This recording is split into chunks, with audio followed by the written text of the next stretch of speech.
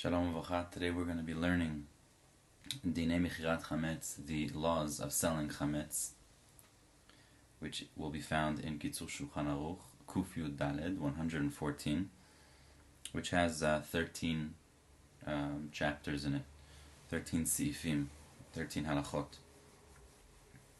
Halacha Aleph, Yisrael shehaya lo chametz shelo bershuto b'Pesach.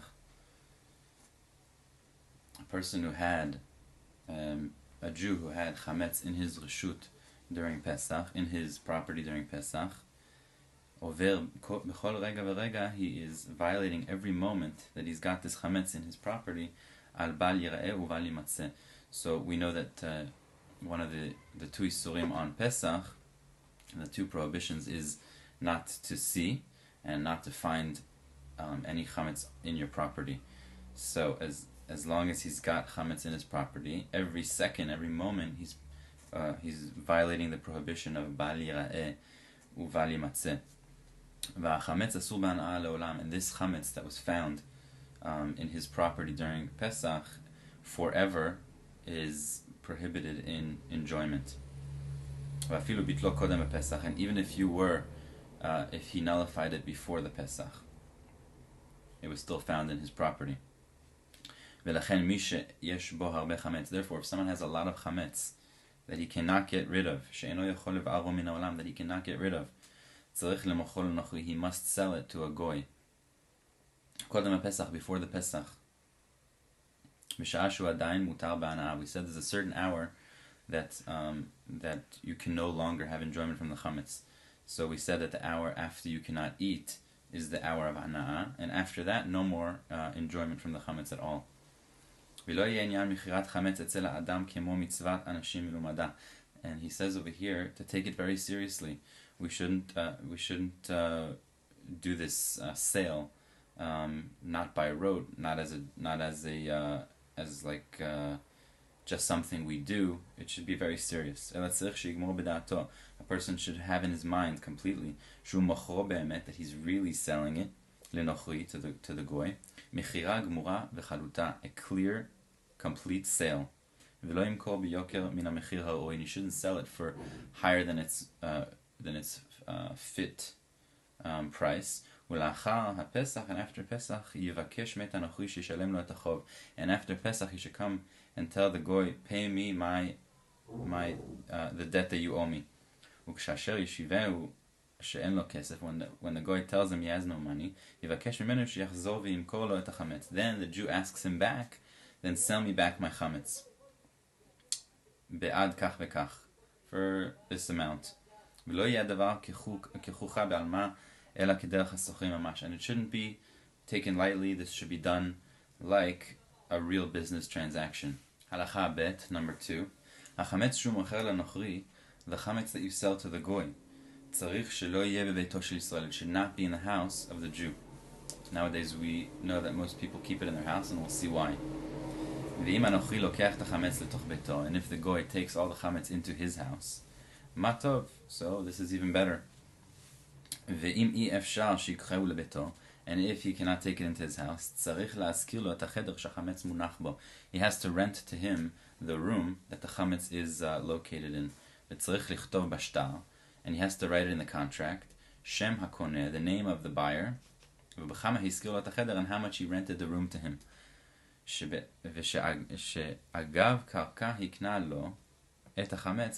That he is giving him rights to the place where the chametz is placed over there. And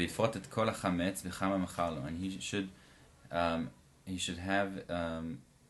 should specify each item of chametz and how much he sold it to him.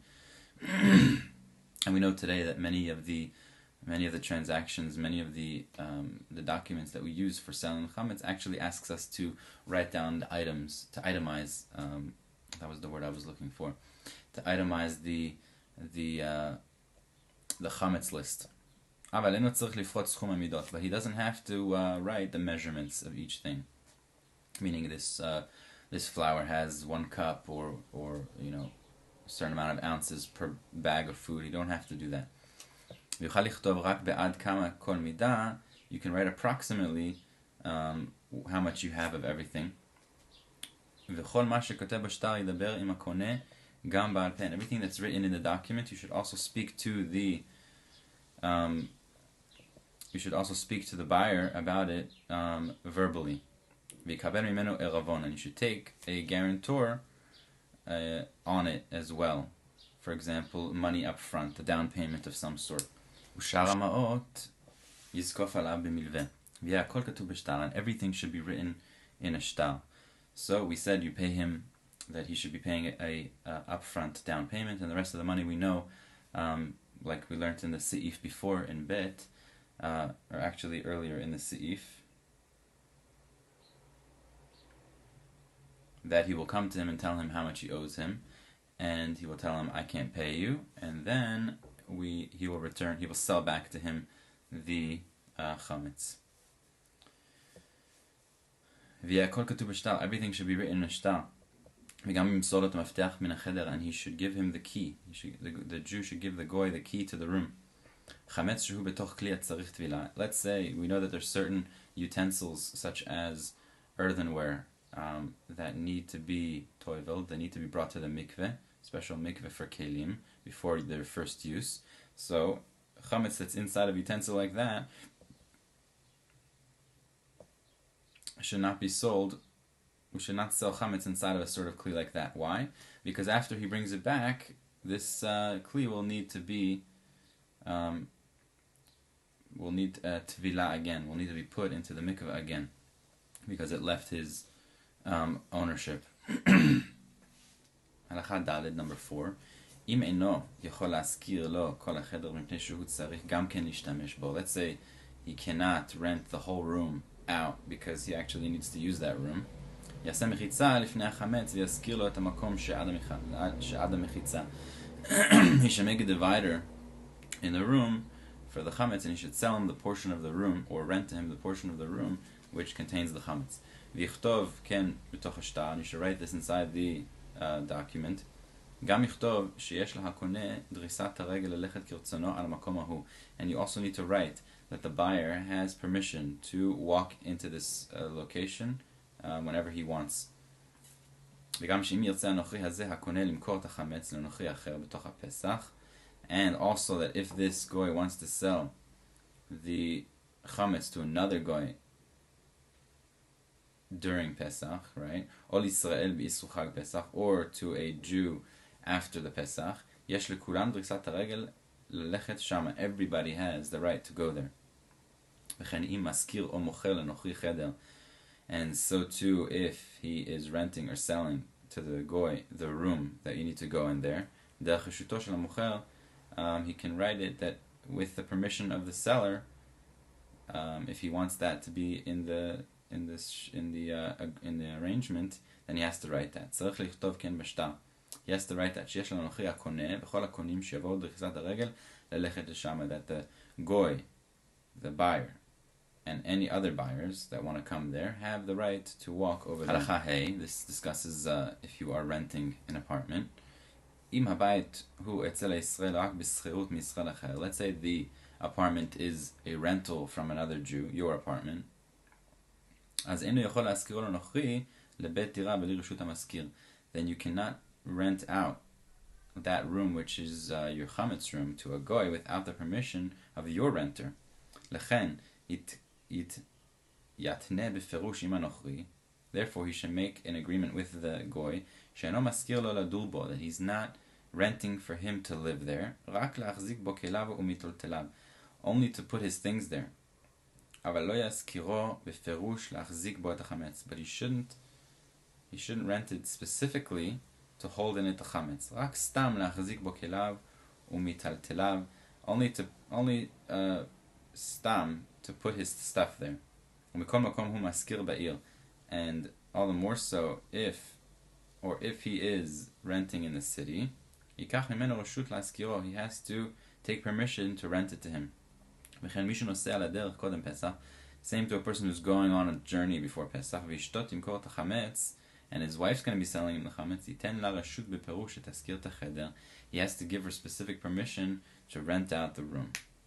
Halacha Vav, number 6. Asur la'asot tnai manochi. You cannot make a condition with the goy. Shelachar Pesach mechuyav anochi limchoro lo. That after Pesach, the goy is obligated to sell it back to him. Or she'Yisrael mechuyav lechzor v'liknato mimeno. Or that the Israel will have to buy it back from him. אבל יכול להבטיחו שיחזור לקנותו ממנו וליתן לו רווח. But the Jew can tell the goy, I promise I will buy it back and I will give you a profit off of it when you sell it back to me. הלכה זין, number 7. אסור למכור את החמץ למומר או למומרת. You're not allowed to sell the chametz to a mumar or a mumeret. This is somebody that tried to convert out of Judaism. We call them a mumar or mumeret because there is no such thing as converting out of Judaism, and they're still considered somewhat a Jew. So they're called a mumar and a mumeret. Velo leven mumeret, and not to the son of a mumeret. Af al pi sheyildato minochri la'achar shehimra. Unless he was born to a non-Jew after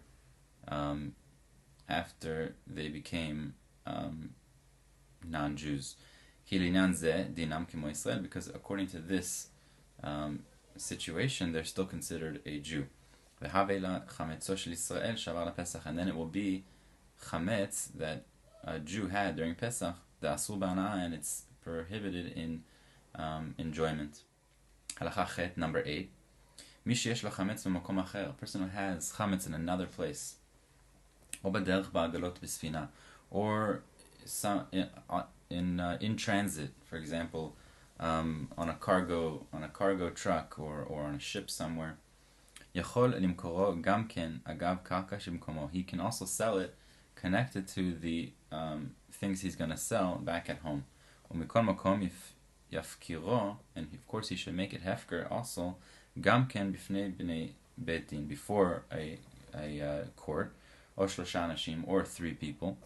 Ve'im huva lo hachametz v'pesach, and let's say the chametz was delivered to him on Pesach. Hanochri konehu yishalem schar hagala v'yiter ha'otzaot, and then the goy should buy it, and he should pay the price of the delivery and the rest of the expenses.